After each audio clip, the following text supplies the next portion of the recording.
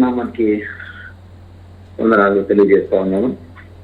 ఈ ఉదయకాల సమయంలో క్రీస్తు మనుషుల కుటుంబం ద్వారా మనం కలిసి దేవుని ఆరాధించడానికి దేవుడు మనకు అనుగ్రహించినటువంటి ఈ యొక్క ప్రసక్తమైనటువంటి సమయాన్ని బట్టి ఆ దేవునికి వందనాలు తెలియజేస్తూ, గత 11 మాసాలు దేవుడు తన రేఖచాటం భద్రపరిచి ఖచ్చితపడి ఈ యొక్క 12వ మాసము చాలా మనకు ఆత్మీయ జీవితంలో చాలా ఉపయోగపడే ఇంపార్టెంట్ అయినటువంటి ఈ 12వ మాసంలో డిసెంబర్ మాసంలో మనం ప్రవేశపెట్టి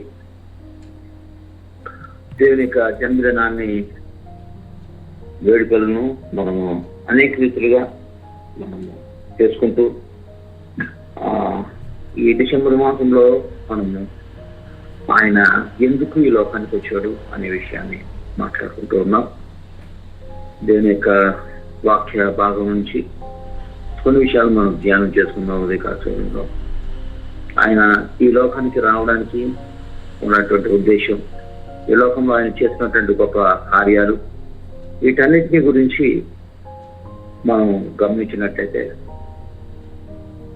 ఆయన సృష్టి అంతటిని కూడా సృజించినటువంటి గొప్ప దేవుడుగా, ఈ యొక్క భూమికి పునాదులు వేయబడక పూర్వమే ఉన్నటువంటి గొప్ప దేవుడుగా ఆయన ఈ లోకంలో ఉంటూ మానవుల్ని తన యొక్క స్వరూపంలోనికి సృజించినటువంటి సృష్టికర్త.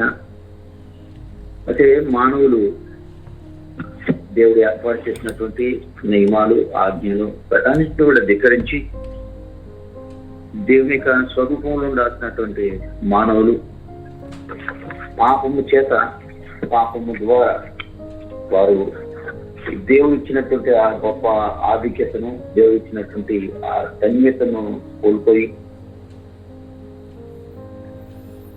పాప శరీరాన్ని ధరించినటువంటి ఆ పరిస్థితిని బట్టి దేవుడు అనేక మంది ప్రవక్తలను, న్యాయాధిపతులను లేదా అనేక మంది వ్యక్తులను పంపించి మానవుల్ని మరలా తిరిగి రక్షించడానికి చేసినటువంటి ప్రయత్నాలన్నీ కూడా అవన్నీ కూడా వృధా అయిపోయి దానివల్ల ఫలితం లేకపోయింది. అనేక రకాలైనటువంటి బలులు అర్పించడం అనేది జరిగింది. ఏ బలి కూడా మానవుని విమోచించలేకపోయింది. కనుక యోహాను సువార్త 3:16 చెప్పినట్లుగా దేవుడు లోకమును ఎంతో ప్రేమించెను కాగా తన ద్వితీయ కుమారుడైనటువంటి ఈ లోకానికి ఆయన తన అద్వితీయ కుమారుని లోకానికి పంపించను అనే విషయాన్ని మాత్రం మనం చూస్తూ ఉంటాం. సో ఈ అద్వితీయ కుమారుడు ఈ లోకంలోనికి రావడానికి మనం గమనించినట్లయితే దాంట్లో దేవుడు మానవుల పట్ల ఆయన కనపరిచినటువంటి ప్రేమ అక్కడ మనం చూస్తా ఉన్నాం. దేవుడు ప్రేమమయుడు. దేవుడు మన పట్ల చూపించినటువంటి ఆ ప్రేమలో త్యాగం ఉన్నదని మనం దీని యొక్క వాక్య భాగం నుంచి మనం గమనిస్తా ఉన్నాం. కనుక అలాంటి ప్రేమను మాటల్లో చెప్పడం మాత్రమే కాదు, కానీ తన ప్రేమను ఆయన మన పట్ల చేసి చూపించినటువంటి దేవుడుగా ఉన్నాడు. దేవునికి వాక్యం మనం తెలియజేస్తుంది. యోహాను మొదటి పత్రిక 4:10 చూసినట్లయితే మనం దేవుని ప్రేమించమని కాదు, కానీ తానే మనల్ని ప్రేమించి మన పాపంలోకి ప్రాయశ్చిత్తమైనకు తన కుమారుని పంపెను. ఇందులో ప్రేమ ఉన్నది. మన పాపాన్ని ప్రాయశ్చిత్తం చేయడానికి ఆయన తన కుమారుని, తన ఏకైక కుమారుని ఈ లోకానికి పంపించినటువంటి గొప్ప సంఘటనే ఈ మానవ ప్రపంచానంతటినీ కూడా చరిత్రను ఆయన 2 భాగాలుగా చేసినటువంటి గొప్ప చరిత్రకారుడిగా మనం చూస్తా ఉన్నాం. అంతవరకు ఉన్నటువంటి చరిత్ర, అంతవరకు ఉన్నటువంటి ఆ ప్రపంచం ఇదంతా కూడా వేరుగా ఉంది. ఆయన జన్మించిన తర్వాత, అనగా ఆయన ఈ లోకానికి నరావతారిగా వచ్చినటువంటి ఆ సమయం నుంచి మనము ఆ చరిత్రను 2 భాగాలుగా మనం చూస్తాం. క్రీస్తు పూర్వము, క్రీస్తు శకము, అనగా శక పురుషుడుగా, ఒక చరిత్రకారుడుగా ఆయన ఈ లోకానికి రావడం అనేది జరిగింది. దానికంటే ముఖ్యంగా ఒక దైవమే మానవ శరీరాన్ని ధరించి ఈ లోకానికి వచ్చినటువంటి ఒక గొప్ప సంఘటన చరిత్రలో జరిగినటువంటి సంఘటనగా మనం చూస్తాము. కనుక దేనికి వాక్యం మనం తెలియజేస్తా ఉంది. యోహాను సువార్త 1వ అధ్యాయం 14వ వచనంలో ఆ వాక్యము శరీరధారి కృపాకర్త సంపూర్ణంగా మన మధ్య నివసించాను. తండ్రి వలన కలిగిన అద్వితీయ కుమారుని మహిమ వలె మనము ఆయన మహిమను కనుగొంటుంది అనే మాట మనం చూస్తాను. అద్వితీయ కుమారుడు అనగా జనతేక కుమారుడు ఉన్నప్పుడు ఆయన అందరిలా జన్మించినటువంటి వాడు కాడు. తండ్రి అయినటువంటి దేవునితో యేసుక్రీస్తుకు గల సంబంధాన్ని ఒక విశిష్టమైనటువంటి రీతిలో వివరించడానికి ఈ బాంధవ్యాన్ని ఏర్పాటు చేసినట్లుగా మనం చూస్తా ఉన్నాం. అంతేకాని ఆయన సృజింపబడిన వాడు కాదు, తండ్రితో పాటు ఆది నుండి నిత్యత్వం కలిగినటువంటి వాడుగా ఆయన ఉంటూ ఉన్నాడు అని చెప్పినే యోహాను సువార్తలో 1వ అధ్యాయము 1వ వచనాన్ని మనం గమనించినట్లయితే ఆది యందు వాక్యం ఉండెను అనే మాట మనం చూస్తాము. ఆది యందు వాక్యం ఉండెను, వాక్యము దేవుని యొద్ద ఉండెను, వాక్యము దేవుడై ఉండెను. ఆ ఆదిలో ఉన్నటువంటి ఆ వాక్యమే సశరీరము ధరించి ఈ లోకానికి వచ్చినటువంటి ఆ గొప్ప సంఘటన. యోహాను సువార్త మొదటి 5 వచనంలో మనం చూసినట్లయితే యేసు క్రీస్తు ప్రభువారు నిత్యుడైనటువంటి దేవుడుగా ఆయన వర్ణించబడడం అనేది జరిగింది. ఆ 18వ వచనంలో చూస్తే ఎవడును ఎప్పుడైనాను దేవుణ్ణి చూడలేదు, దేవుని రూమునున్న అద్వితీయ కుమారుడే ఆయనను బయలుపరచెను. వాక్యము శరీరధారి అయి అనే మాటలో మనం గమనించినట్లయితే యేసు క్రీస్తు ప్రభు నిత్యుడైనటువంటి దేవుడు మానవునిగా జన్మించాడు.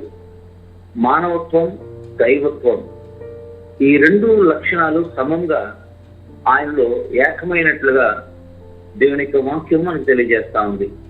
కనుక సంపూర్ణమైనటువంటి మానవానుభవాలతో అనగా మానవునికి ఉండాల్సినటువంటి మానవులో ఉన్నటువంటి ఆ అనుభవాలతో ఆయన ఈ లోకంలో మానవునిగా ప్రవేశించినట్టుగా మనం చూస్తా ఉన్నాం. ఫిలిప్పీ పత్రిక 2వ అధ్యాయం 5 నుంచి 7 వచ్చిన భాగాలు 6వ వచనం చూసినట్లయితే ఆయన దేవుని స్వరూపము కలిగిన వాడై ఉండి దేవునితో సమానముగా ఉండుట విడిచిపెట్టకూడదని భాగ్యమని ఎంచుకోలేదు గాని అని మాట చూస్తాం.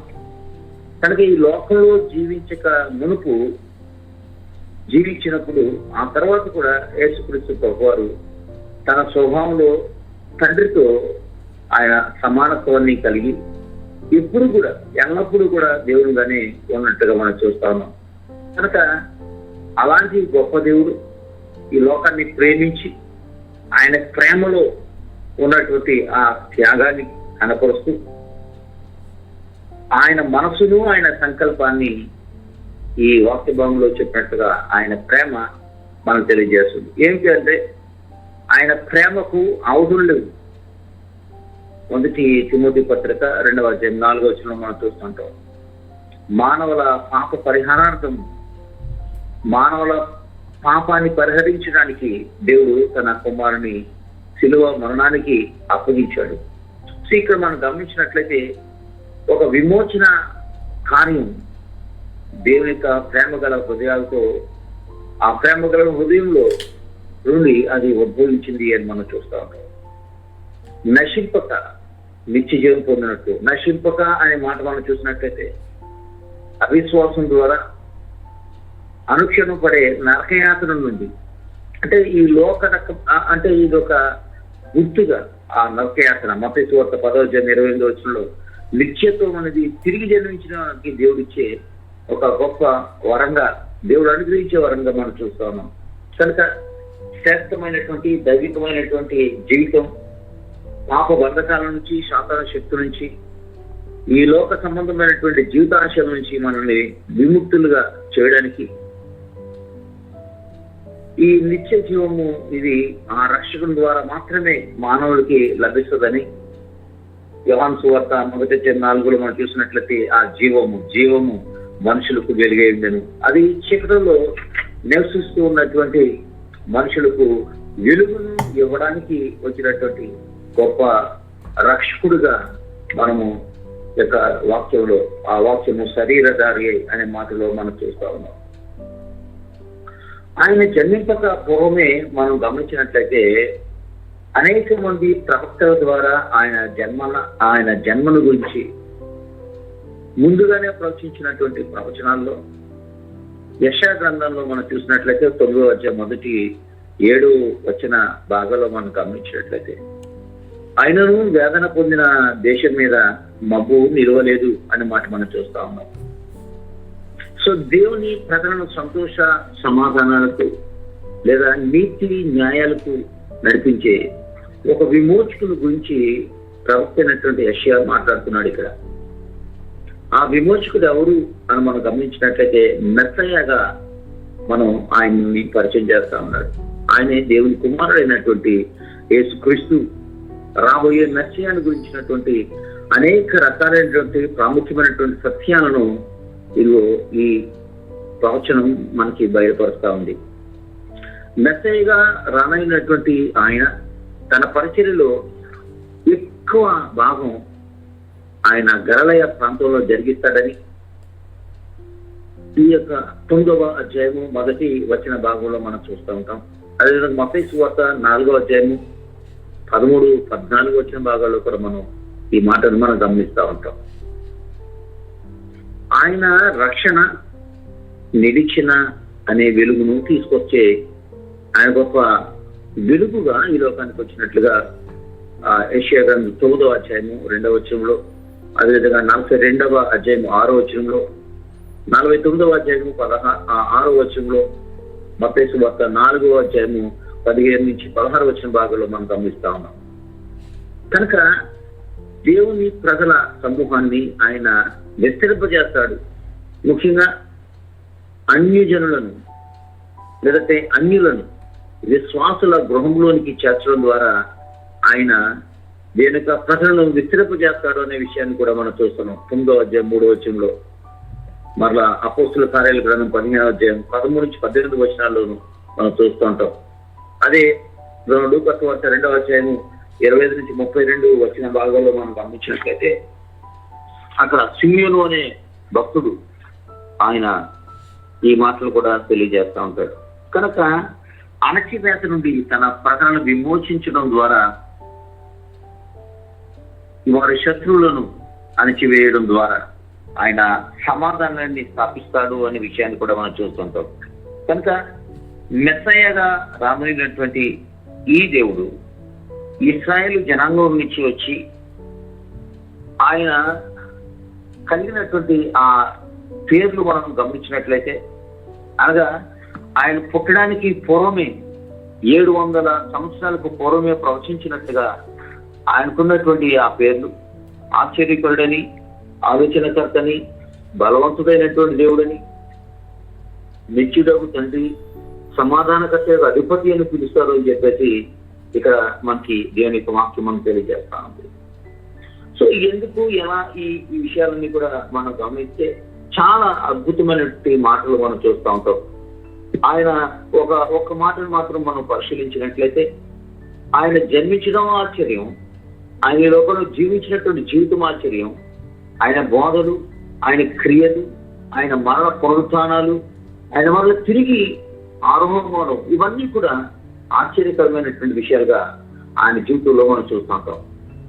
అంత మాత్రమే కాదు కానీ నేటికి కూడా విశ్వాసులుగా ఆయన వెంబడిస్తూ ఆయన బిడ్డలుగా ఉన్నటువంటి అనేక మంది విశ్వాసుల యొక్క జీవితాల్లో ఆయన చేస్తున్నటువంటి ఆశ్చర్య కార్యాలన్నీ కూడా మనం గమనించినట్లయితే ఆయన ఆశ్చర్యకరుడు అనే మాటను మనం ఖచ్చితంగా మనం చెప్పగలుగుతూ ఉంటాం. సో వీటన్నిటి యొక్క నెరవేర్పును మనం గమనిస్తే మెస్సయ్య తన యొక్క రాజ్యాన్ని గురించి ప్రస్తావించబడినటువంటిది. ఆ రాజ్యం ఎలా ఉంటుందంటే మితి లేకుండా వృద్ధి పొందుతుంది, క్షేమము కలిగి ఉంటుంది. దావీదు సింహాసనము, క్రీస్తు యొక్క రాజ్యమును, వీటన్నిటిని కూడా సూచిస్తా ఉన్నాయి. ఆయన పాలన న్యాయము నీతిని ఆధారం చేసుకుని ఉంటుందని, దీనిని నెరవేర్చడానికి ఆయన నేడు మన వద్దకు రావడం అనేది జరిగింది అనే విషయాన్ని కూడా మనం చూస్తూ ఉన్నాం. కనుక ఈ విధంగా అనేక రకాలైనటువంటి వాక్య భాగాలు ఆయన జన్మదినాన్ని గురించినటువంటి, ఆయన జన్మించడానికి ఉన్నటువంటి ఉద్దేశాన్ని గురించి మనం తెలియజేస్తా ఉన్నాయి. కనుక ఈ శుభవార్త మనం ఈరోజు మా వద్దకు రావడం అనేది జరిగింది. 2024 సంవత్సరాల పూర్వమే ఈ గొప్ప కార్యం మన జీవితాల్లో మనం చూస్తా ఉన్నాం. కనుక ఆ దినాల్లో మనం గమనిస్తే ఈ యొక్క మొదటి సందేశం మనకి ఈ లోకంలో ఉన్నటువంటి వ్యక్తులుగా గొర్రెల కాపరులకు దేవుడు ఆ వార్తను ఆ దినాల్లో అందించడం అనేది జరిగింది. సో ఎవరు ఈ గొర్రెల కాపరులు అని మనం గమనించినట్లయితే సమాజంలో ఎన్నికలైనటువంటి వారు, అనగదొరకబడినటువంటి వారు, బానిస బ్రతుకులు బ్రతుకుతున్నటువంటి వారు ఆనాటి దినాల్లో ఈ గొర్రెల కాపరులు జీవిస్తూ ఉన్నటువంటి పరిస్థితి. కనుక గొర్రెల క్షేమమే తన క్షేమంగా ఊరికి వెలుపల జీవిస్తూ స్వేచ్ఛ స్వాతంత్రాలు లేనటువంటి అలాంటి బానిస బ్రతుకుతున్నటువంటి వారు వచ్చారు. దేవుని సన్నిధి, దేవుని యొక్క ఆ గొప్ప ఆశ్చర్యకరమైనటువంటి ఆ శుభవార్త వారికి మొట్టమొదటిగా అందించడం అనేది జరిగింది. ఈ శుభవార్త విన్నటువంటి వారు రాత్రి వేళ తమ మందును కాచుకొని ఉండగా దేవుని దూత చేత ఈ గొర్రెల కాపుడికి శుభవర్తమానము అందించడం జరిగింది. కనుక వారు ఆ శుభవార్తను విన్నటువంటి వారు గమనించినట్లయితే వారు ఏం చేస్తా ఉన్నారంటే, వారు ఆ మాటను వినినటువంటి వారుగా ఆ వార్త మనకు దేవుడే మనకు అందించాడు అనే మాటను అక్కడ వారు గమనించినట్లుగా మనం చూస్తున్నాం. ఎందుకు ఈ ప్రత్యేకంగా ఈ మాట మనం ప్రత్యేకంగా మనం గమనించాలి అని ధ్యానం చేస్తే, ఆ లూకా వార్తలో మనకి 2వ అధ్యాయంలో ఉన్నటువంటి ఆ మాటలో, అంటే నేను పూర్తిగా ఏది కూడా క్లారిటీగా నేను వివరణ ఇవ్వలేకపోతున్నాను అనుకున్నటువంటి సమయాన్ని బట్టి. అయితే వారు ఏం చేశారు అని మనం చూసినట్లయితే ఆ 2వ అధ్యాయంలో మనం గమనించినటువంటి వాక్య భాగంలో మనం చూసినట్లయితే అద్భుతమైనటువంటి మాట వాళ్ళు అక్కడ వారు వచ్చి అప్పలుగుతా ఉన్నారు. ఆ దూతలు తమ యుద్ధ నుండి పరలోకంలోకి వెళ్ళిన తర్వాత ఆ గొర్రెల కాపరులు జరిగినటువంటి ఈ కార్యమును ప్రభువు మనకు తెలియజేయించి ఉన్నాడు అనే మాట వారు గమనించారు. ఈరోజు మారు మనసు పొందండి, బాప్తిసం తీసుకోండి, పాప క్షమాపణ కొరకు మీరు బాప్తిసం తీసుకోండి. ఇదిగో దేవుడు యేసుక్రీస్తు ప్రభువారే నిజమైనటువంటి దేవుడు, ఆయనే రక్షకుడు, ఆయన ద్వారా మాత్రమే రక్షణ ఉన్నది, ఆయన ద్వారా మాత్రమే మనం మోక్షాన్ని మనం పొందుతాం, ఆ పరలోకంలో ఉండే భాగ్యాన్ని మనం పొందుతాం అని మనం ఎన్నో రకాలుగా ఎన్నో విధాలుగా ప్రజలందరికీ మనం బోధిస్తున్నప్పటికీ కూడా జ్ఞానులైనటువంటి వారు, శాస్త్రాలు తెలిసినటువంటి వారు, చదువుతున్నటువంటి వ్యక్తులు ఈరోజు పట్టించుకోలేనటువంటి పరిస్థితుల్లో ఉన్నటువంటి సమాజంలో పామరులైనటువంటి ఆ గొర్రెల కాపరులు వారు ఆ దూత చెప్పినటువంటి ఆ మాటను వారు పెడచెవును పెట్టకుండా దానంతా పవిత్రమైనటువంటి మాటగా వారు భావించి వారు పలుకుతున్నటువంటి మాట ఏమిటంటే, ఇదిగో దేవదూత మనకు తెలియజేసినటువంటి ఈ మాటలు, ఈ కార్యం ఎవరు తెలియజేశారు? ప్రభువే మనకు తెలియజేయించి ఉన్నాడు అనే సత్యాన్ని వారు గమనించారు. కనుక ఈరోజు అనేక రీతులుగా దేవుని యొక్క వాక్యం మన మనసుకు వస్తూ ఉన్నప్పుడు ఇది పలానా వ్యక్తి మనకు చెప్పాడు, వాళ్ళ వ్యక్తి మనకి తెలియజేస్తున్నాడు అని ఆ వ్యక్తిని మనం చూస్తా ఉన్నాం, వ్యక్తి యొక్క పరిస్థితులు మనం చూస్తా ఉన్నాం తప్ప దేవుడే నీతో నాతో మాట్లాడుతున్నాడు అనే విషయాన్ని మనం గమనించలేనటువంటి పరిస్థితుల్లో ఉంటూ ఉన్నాం. కనుక వారు విన్నటువంటి ఆ యొక్క ఆ గొప్ప సత్యాన్ని వారు ఎన్నడూ ఎరిగినటువంటి ఆ సత్యాన్ని లేదంటే అనుభవాన్ని వారు పొందారు. వారు అనుభవాన్ని పొంది వారు ఏం చేస్తున్నారట, వారు ఆ మనము బెత్లెహేము వెళ్ళి చూద్దాం రండి అని ఒకరితో ఒకరు చెప్పుకొని త్వరగా వెళ్ళి మరియు యోసేపుని తొట్టులో పడుకున్నటువంటి శిష్యుని వారు చూశారు. వారు చూసి ఈ శిష్యుని గురించి తమతో చెప్పబడిన మాటలో ప్రచురము చేసిరి అనే మాట కూడా మనం చూస్తా ఉన్నాం.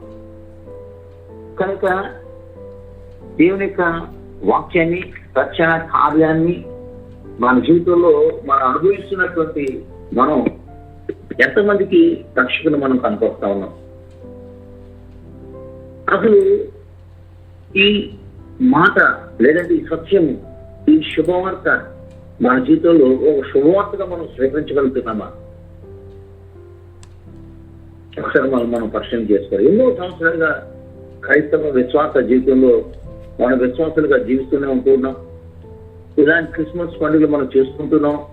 కానీ మన జీవితంలో ఆ నిజమైనటువంటి క్రిస్మస్ ఆనందం మనం అనిపించగలుగుతున్నామా లేదా అనేది మనం గమనించుకోవాల్సినటువంటి వారమైనా.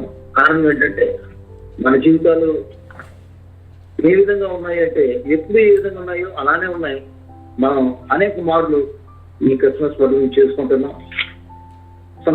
ఒక సంవత్సరం వెంబడి సంవత్సరం వెంబడి సంవత్సరం మన జీవితాల్లో క్రిస్మస్ వస్తానే ఉంది, పోతానే ఉంది. కానీ మనం ఈ రక్షణ సువార్తను మనం ప్రకటించలేనటువంటి పరిస్థితిలో ఉన్నాం. కారణం ఏంటంటే ఇది ఆయన చెప్తా ఉన్నాడు, ఆ దేవుని వాక్యం అని తెలియజేస్తా ఉంది, ఇది ప్రజలందరికీ కలగబోవు గొప్ప శుభవార్త. దీంట్లో జాతి, మతం, కులం, ప్రాంతం, ధనిక, పేద, తక్కువ, ఎక్కువ అనే ఏ భేదం లేకుండా సకల ప్రజలకు కలగబోయే ఆ మహా సంతోషకరమైనటువంటి శుభవార్త మనము ఆ యేసుక్రీస్తు యొక్క జననము.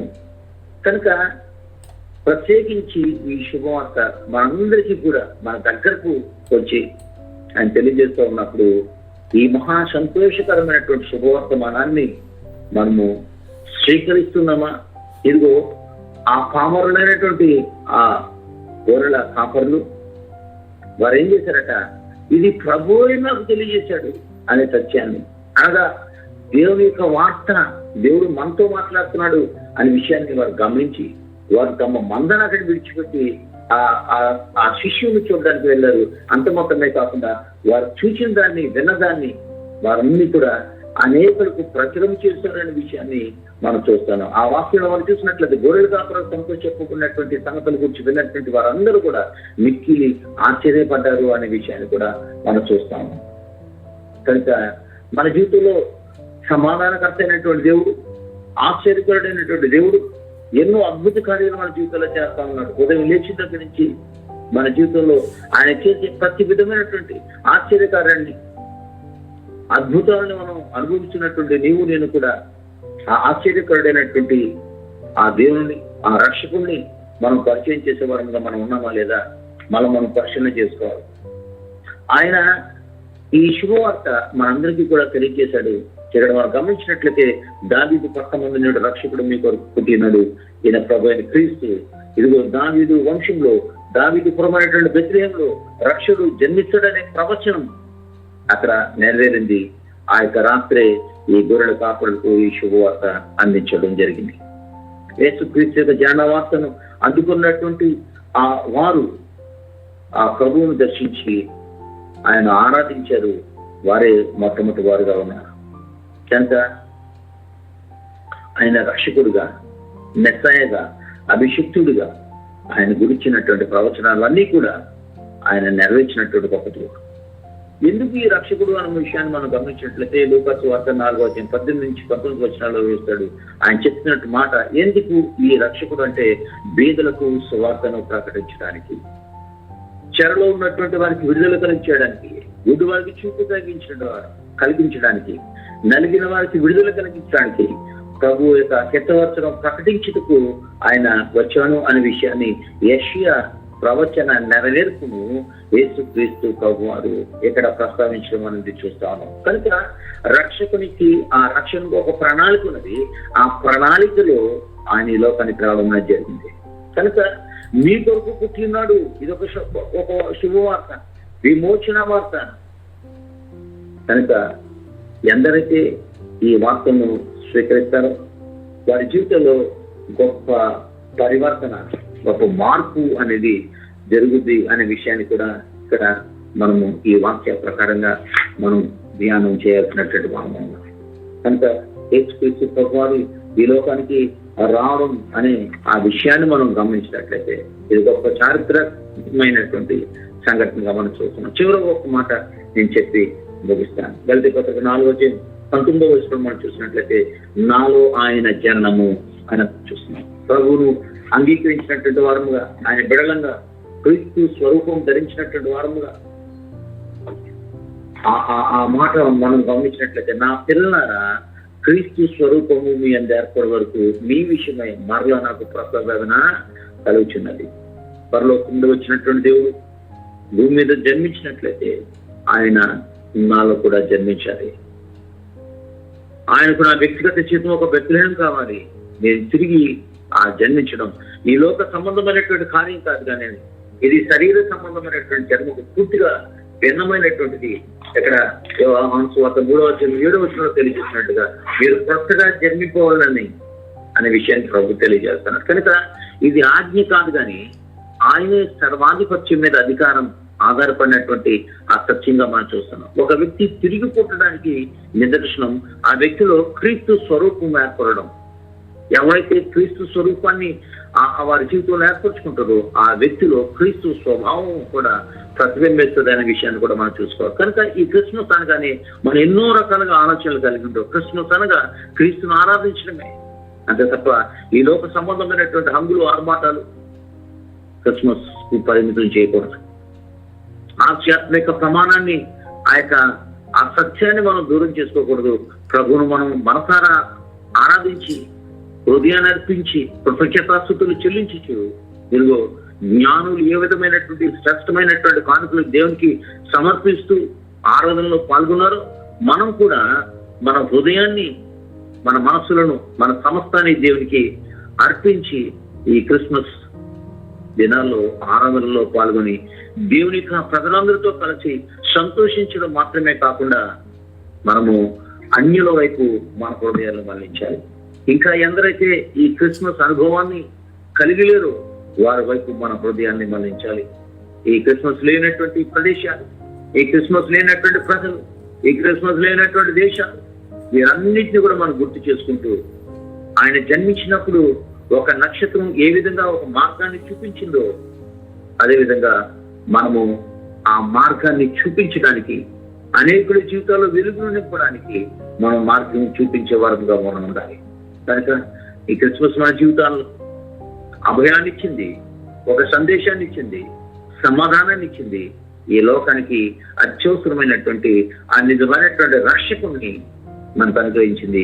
ఆ నిజమైనటువంటి రక్షకుణ్ణి నిర్భయంగా మనం అనేకులకు ప్రసిద్ధం. అదిగో గొల్లలు ఏ విధంగా ప్రచురించారు.